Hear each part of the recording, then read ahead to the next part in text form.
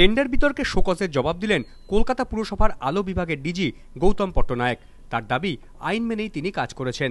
শহর জুড়ে ত্রিফলা বাতিস্তম্ভ লাগাতে গিয়ে কোটি কোটি টাকার অনিয়মের অভিযোগ উঠেছে। পুরসভাকে কাঠগড়ায় তুলেছে বিরোধী সিপিএম শরিক কংগ্রেস।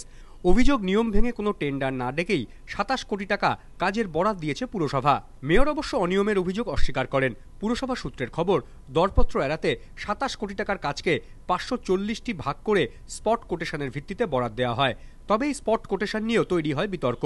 কেন স্পট কোটেশন করার সময় ঊর্ধ্বতন কর্তৃপক্ষের অনুমতি নেওয়া হয়নি তা জানতে চেয়ে আলো বিভাগের ডিজি গৌতম পট্টনায়ককে শোকজ করেন পুর কমিশনার খলিল আহমেদ। সেই শোকজের জবাব দিয়েছেন আলো বিভাগের ডিজি। গৌতম পট্টনায়কের দাবি, কোনো আর্থিক বরাদ্দ না দিয়েই জরুরি ভিত্তিতে ত্রিফলা বাতি লাগানোর নির্দেশ দেওয়া হয়। এটা পুরো আইন বিরোধী। ঊর্ধ্বতন কর্তৃপক্ষের নির্দেশ ও সুপারিশ মতোই কাজ করা হয়েছে। প্রতিটি বাতিস্তম্ভের জন্য আলাদাভাবে বিল করার কথা প্রথমে ভাবা হলেও পরে নির্দিষ্ট সংখ্যক বিল জমা দেওয়া হয়। ত্রিফলা বাতি কেনার জন্য ৭ কোটি টাকা অঙ্কের ১৫০টি বিল অর্থ দপ্তরই পাস করেছে।